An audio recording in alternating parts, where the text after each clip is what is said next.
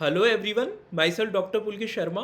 तो जैसे कि आप सभी को पता है, आपका नीट 2026 का एग्ज़ाम कैंसिल हो गया है पेपर लीक होने की वजह से। अभी जो स्टूडेंट्स के मन में जो दो सबसे बड़े डाउट हैं वो ये हैं, आपका री एग्ज़ामिनेशन कब हो सकता है, आपका किस डेट को एग्ज़ामिनेशन हो सकता है, उसके बारे में अपन आज के इस वीडियो में बात करेंगे लॉजिकली। और इसके अलावा आपका जो नीट 2026 का पेपर वापस से होगा, री एग्ज़ामिनेशन जो आपका फिर से होगा, उसमें पेपर का लेवल किस तरीके का हो सकता है, इस पे भी अपन लॉजिकली बात करेंगे। मैं पिछले कुछ सालों का डाटा बताऊंगा आपको, पिछले कुछ सालों का एनालिसिस बताऊंगा जहाँ पे री एग्जामिनेशन हुआ था और पेपर का लेवल किस तरीके से आया था, उसके ऊपर अपन डिस्कस करेंगे इन डिटेल इन डेप्थ, जिससे कि आपके सारे कन्फ्यूज़न दूर हो जाए। अपन पेपर के लेवल की बात कर लेते हैं। पेपर का लेवल किस तरीके से हो सकता है, अब से पहले जब भी री एग्ज़ाम हुए तो वहाँ पे पेपर का लेवल किस तरीके से हुआ है उसके बारे में बात कर लेते हैं। तो 2015 में आपका पेपर लीक हुआ था, जैसे मैंने आपको बताया AIPMT हुआ था, वो लीक हो गया था। फिर री AIPMT हुआ था, उसमें जो पेपर का लेवल था वो थोड़ा सा डिफ़िकल्ट था, स्पेशली फ़िज़िक्स काफ़ी डिफ़िकल्ट आई थी उसमें, जिससे कि बच्चों को थोड़ी प्रॉब्लम हुई थी। इसके अलावा 2016 में भी आपका नीट 1 और नीट 2 दो फेजेज़ में हुआ था, वहाँ पे पेपर लीक जैसी कोई दिक्कत नहीं हुई थी। वहाँ पे क्या हुआ था, उस साल आपका जो नेशनल लेवल पे एक सिंगल एग्ज़ाम कर दिया गया था नीट का। तो बहुत सारे स्टेट्स में स्टेट PMTs होते थे, तो बहुत सारे बच्चे स्टेट PMT की प्रिपरेशन कर रहे थे, तो उनको टाइम नहीं मिला। तो इस वजह से कोर्ट ने ऑर्डर दिया था, इनका थोड़ा सा लेट करा लो। जिन बच्चों को अभी पता चल रहा है कि स्टेट PMT की जगह नीट का एग्ज़ाम होने वाला है, तो फेज़ 2 भी हुआ था। तो फेज़ 1 की तुलना में फेज़ 2 का पेपर बहुत डिफ़िकल्ट था, अगर मैं आपको बताऊं।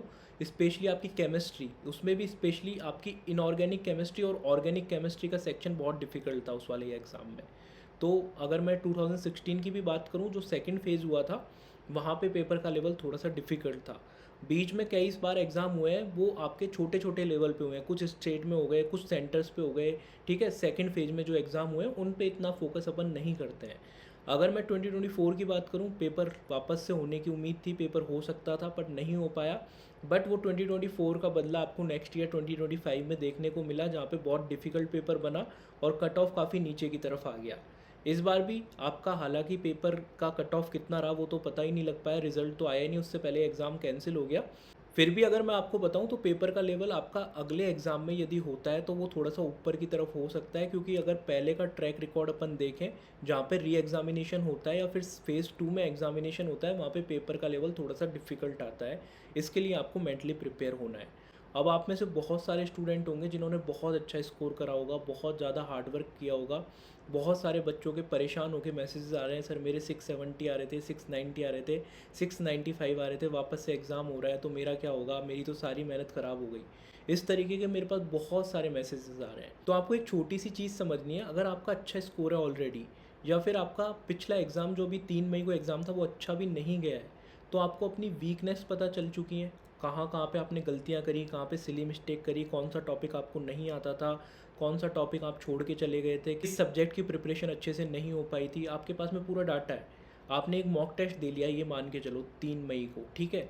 अब आपके पास में एक चांस है, एक अपॉर्चुनिटी है, गोल्डन अपॉर्चुनिटी है कि आप अपना स्कोर सुधार सकते हो, अपनी रैंक जो आपकी आ सकती थी उससे बेटर रैंक ला सकते हो। तो यदि आपका स्कोर 3 मई वाले एग्जाम में थोड़ा कम भी था, आप सिलेक्शन रेंज से अपने आप को बाहर महसूस कर रहे थे, या फिर आपका स्कोर अच्छा भी था, तो अभी भी आपके पास गोल्डन अपॉर्चुनिटी है जहाँ पे आप अपनी परफॉर्मेंस को इम्प्रूव कर सकते हो, अपनी रैंक को इम्प्रूव कर सकते हो, अपने स्कोर को इम्प्रूव कर सकते हो। स्कोर तो डिपेंड करेगा पेपर का लेवल किस तरीके का आता है, बट आप अपनी परफॉर्मेंस को डेफिनेटली इम्प्रूव कर सकते हो। और इस सब में आपकी हेल्प करने के लिए आपके साथ में एलन। आपको एक चीज़ ध्यान रखनी है, आपका ये टाइम बहुत प्रीशियस होने वाला है, क्योंकि ज़्यादा टाइम नहीं मिलेगा। ऐसे में आपको कोई रैंडम क्लासेस ज्वाइन नहीं करनी है, ऐसे नहीं कि कोई भी रैंडम क्रैश कोर्स ज्वाइन कर लिया, कोई रैंडम क्लासेस आपने पढ़ना शुरू कर दिया, वहाँ पे आपको टाइम वेस्ट नहीं करना है, क्योंकि आपका हर एक मिनट हर एक आवर बहुत इंपॉर्टेंट होने वाला है। तो एलन ने अपना ऑनलाइन कोर्स बिल्कुल फ्री कर दिया है, जिसमें आपको कौन कौन से फीचर्स मिलने वाले हैं मैं आपको बता देता हूँ। यहाँ पे आपकी हर दिन मॉर्निंग में लाइव क्लासेस होंगी, जिसमें आपको हाई प्रायोरिटी टॉपिक्स पढ़ाए जाएंगे जो आपके एग्जामिनेशन के लिए इंपॉर्टेंट है,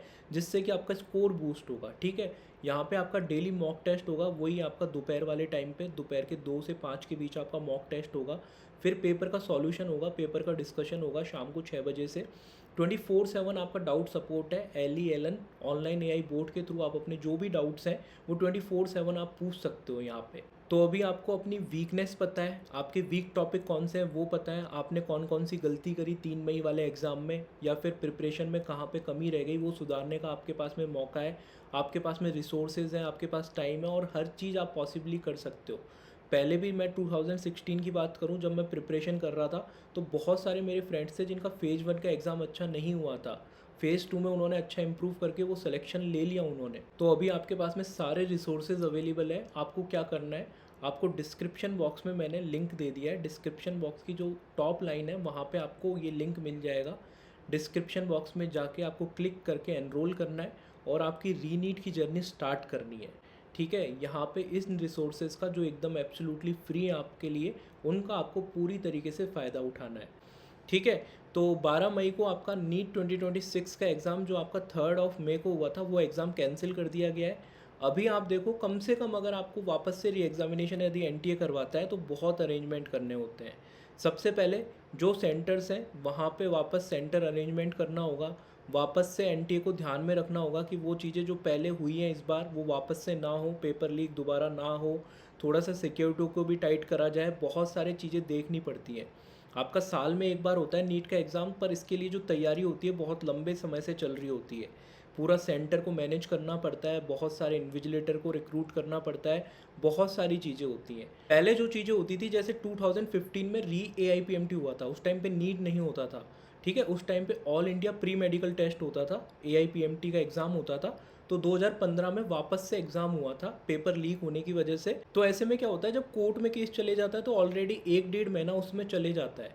हियरिंग वगैरह में काफ़ी समय चले जाता है। आपने देखा होगा 2024 में कितने लंबे समय तक कोर्ट में हियरिंग चली। फिर उसके बाद में आपकी एग्जामिनेशन बॉडी के पास में टाइम नहीं होता, फिर कोर्ट भी उनको बोलता है महीने भर के अंदर एग्ज़ाम वापस कराओ या फिर 4 वीक के अंदर वापस से एग्जामिनेशन कराओ। पर इस बार सिचुएशन बिल्कुल अलग है। इस बार आपका टाइम वेस्ट नहीं हुआ है, एनटीए के पास बहुत सफिशिएंट टाइम है जिससे कि एकेडमिक सेशन टाइमली स्टार्ट हो सकता है। अभी एग्जामिनेशन बहुत जल्दी कैंसिल कर दिया गया है, कोर्ट में जाने की भी ज़रूरत नहीं पड़ी। तो एनटीए के पास में सफिशिएंट टाइम है जिससे कि वो अपनी सिक्योरिटी को टाइट करके, और जो गलतियाँ इस बार एनटीए से हो गई थी, जिस भी लेवल पे वो गलतियाँ हुई उनको सुधार करके अच्छे से एक अच्छा फेयर एग्जामिनेशन करा सके, इसके लिए सफिशिएंट टाइम है। तो बिल्कुल भी जल्दबाजी में एग्ज़ाम आपका नहीं होगा। 1 महीने में हो जाएगा, 15 दिन में हो जाएगा, 20 दिन में हो जाएगा, बहुत चीज़ें आपने सुनी होगी। बट अगर मैं आपको बताऊं, 2015 का भी एग्ज़ाम हुआ था, वो महीने भर के बाद में ही हुआ था। कोर्ट ने बोला था 4 वीक के लिए, बट वो 1 महीने के बाद में वो एग्ज़ाम हुआ था। और उसमें आपको सफिशिएंट टाइम इस बार भी मिलेगा। पहले इतने बच्चे एग्ज़ाम में बैठते नहीं थे। जब मैं 2015 की बात करूं तो उस टाइम पे AIPMT का एग्ज़ाम हुआ था, स्टेट PMTs अलग होते थे, तो इतने नंबर ऑफ़ स्टूडेंट नहीं होते थे। फिर भी उनका अरेंजमेंट करने में महीने भर के आसपास का समय लग गया था। अभी आपके 20-22 लाख से ज़्यादा बच्चे बैठ रहे हैं इस एग्ज़ाम में। इतने सारे बच्चों का फिर से अरेंजमेंट करना और ध्यान रखना, जो गलती इस बार हुई है वो ना हो, इसमें एनटीए जल्दबाजी नहीं करेगा। आपको कम से कम 40 डेज़ का टाइम मिलेगा।